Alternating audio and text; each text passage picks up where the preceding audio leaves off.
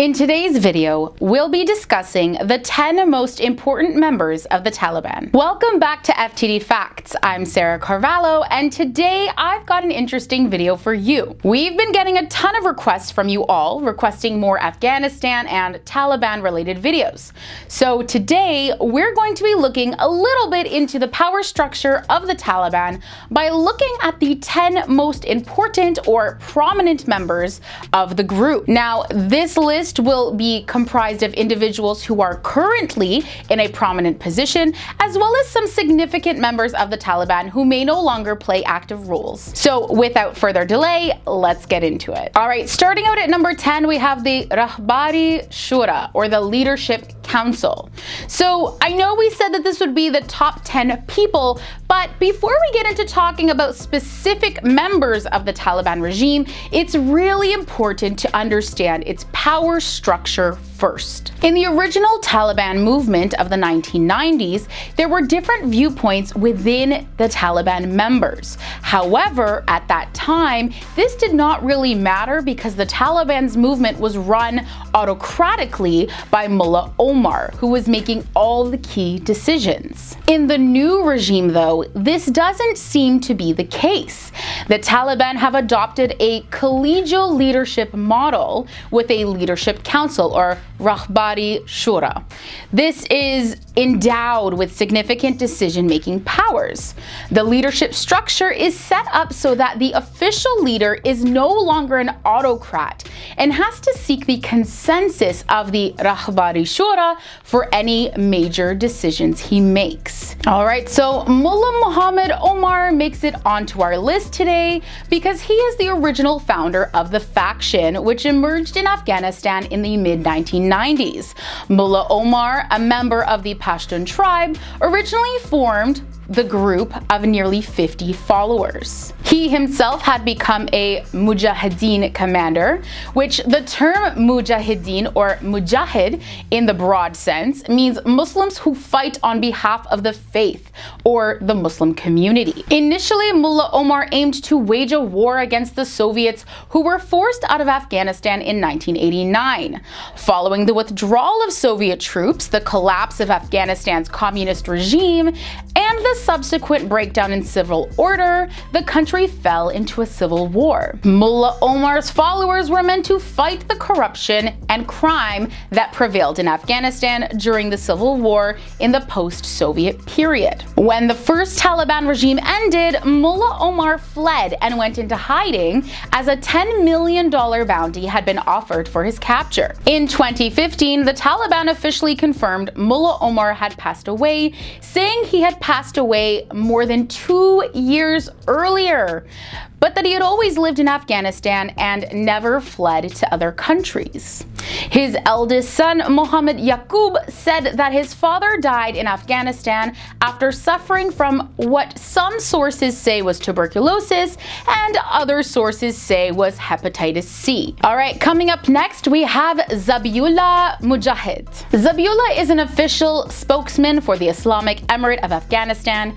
He has long served as one of several spokesmen for the Taliban, the others being Sohail Shaheen and Yusuf Ahmadi. Mujahid often commented mainly on the Taliban's activities in eastern, northern, and central Afghanistan, while Ahmadi focused on the western and southern regions. Now, Mujahid is not famous for his appearances in public. In fact, he appeared publicly in person on the 17th of August 2021.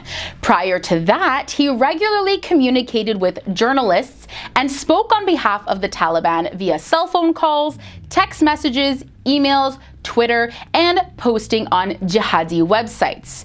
Mujahid was appointed in January 2007 following the arrest of Taliban spokesman Mohammed Hanif. Next, we're going to be talking about Akhtar Mansour. Mullah Mansour was born in the 1960s in Kandahar province and was the civil aviation minister of the Taliban's rule in Afghanistan. After the capture of Kandahar airport, he was appointed as director general, or otherwise otherwise termed security officer in charge of the Kandahar airport, a role which encompassed both the Air Force and air defense systems of Kandahar. After the taking of Kabul in 1996, he was made director of Ariana Airlines and additionally Minister of the Emirates for Aviation and Tourism by Mohammed Omar. He later served as shadow governor in Kandahar from sometime after 2001 until May 2007. Mansour assumed the leadership of the Taliban in July of 2015, replacing Taliban founder and spiritual head Mullah Muhammad Omar. In May of 2016, it was confirmed that Mullah Mansour had been killed after the US targeted him in a drone strike.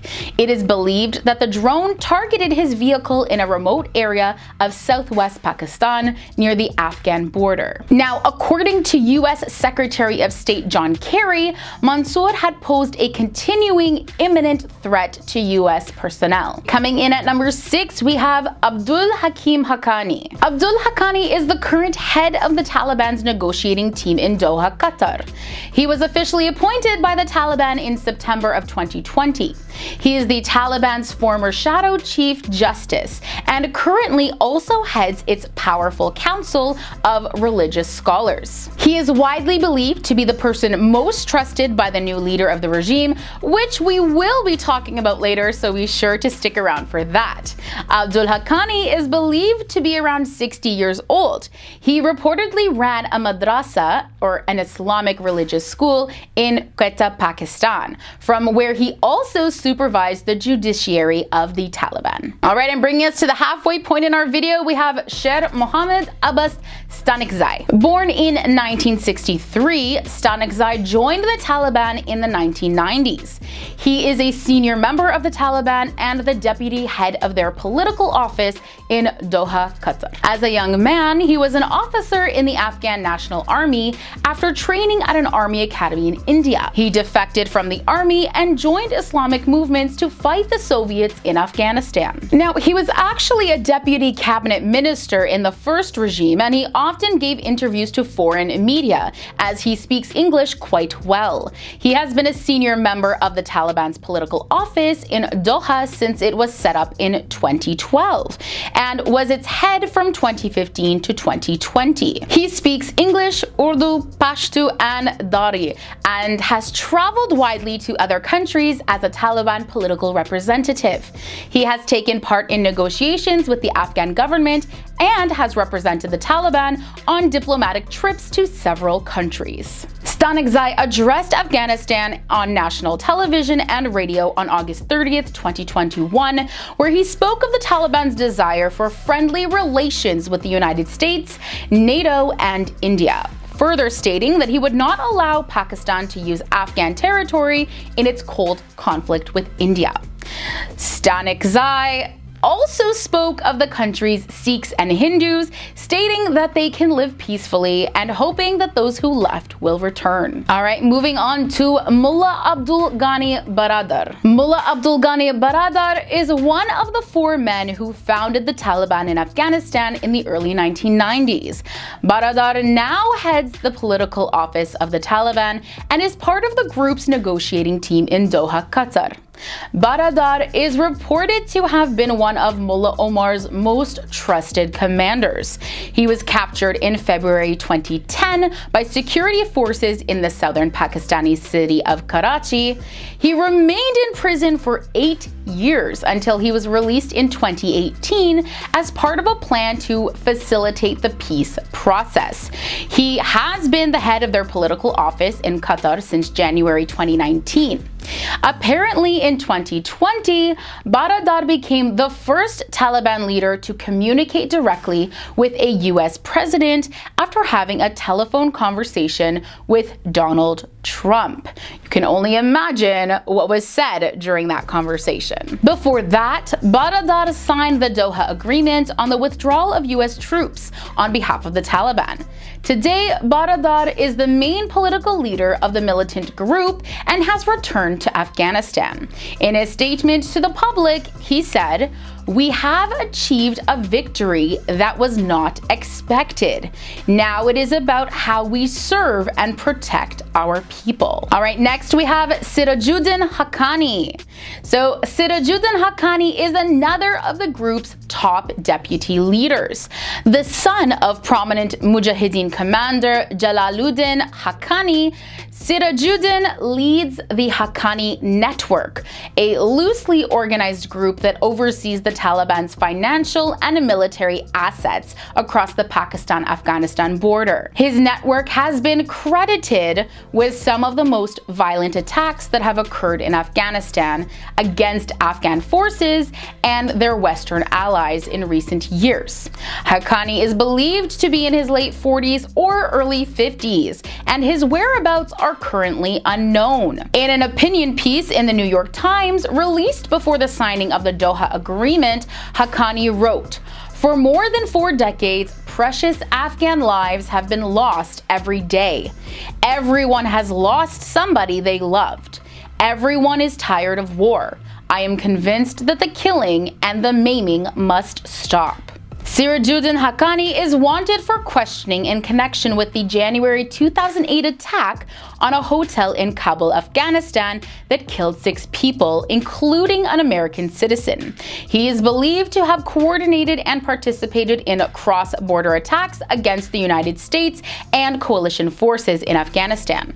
Haqqani also allegedly was involved in the planning of the assassination attempt on Afghan President Hamid Karzai in 2008. The Rewards for Justice program, United States Department of State, is offering a reward of up to $5 million for information leading directly to the arrest of Haqqani. All right, coming in at number 2, we have Mullah Muhammad Yaqoob. Believed to be in his early 30s, the son of the Taliban founder Mullah Omar, Yaqoob oversees the group's military operations, and local media reports have said he is residing in Afghanistan. Following the death of former Taliban leader Akhtar Mansour in 2016, some militants wanted to appoint Yaqoob as the group's new supreme commander, but others felt he was young and lacking in experience. He nominated Hibatullah Akhundzada in 2016 as he agreed that he lacked battlefield experience and was too young. As the new Taliban regime continued to make its advances in Afghanistan, Yaqoob urged Taliban fighters not to harm members of the Afghan military or government and to stay out of abandoned homes of government and security officials who had fled. Now, this is according to the Associated Press news agency. And coming in at number 1 today, we have Hibatullah Akhundzada. Known as the leader of the faithful, the Islamic legal scholar is the Taliban's supreme leader, who holds final authority over the group's political, religious, and military affairs. Akhundzada took over when his predecessor, Akhtar Mansour, was killed in a U.S. drone attack near the Afghan-Pakistan border in May of 2016, as I mentioned earlier. In the 1980s, he participated in the Islamist resistance against the Soviet military campaign in Afghanistan, but his reputation is more that of a religious leader than a military commander. Akhundzada worked as head of the Sharia courts in the 1990s. Akhundzada is believed to be in his 60s and has lived most of his life in Afghanistan. In May 2021, Akhundzada called the Afghan people to unite for the development of an Islamic state once the United States forces withdraw. In August 2021, forces under his nominal command began a general offensive seeking to achieve a final victory in the war. During the leadership of Akhundzada, the United States troops have withdrawn and the Taliban has gained control of Kabul. All right, friends, that brings us to the end of today's video showcasing 10 of the most important or prominent members of the Taliban's regime. We hope you were able to learn some new facts as well as gain some new insights into the hierarchy of power within the Taliban. As always, we love to hear from you, so be sure to drop any comments, thoughts and opinions related to today's video below. And if you've enjoyed this video, we have a wide selection of other videos we know you are sure to enjoy.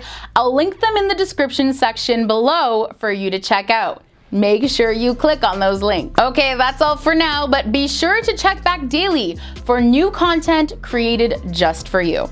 Bye.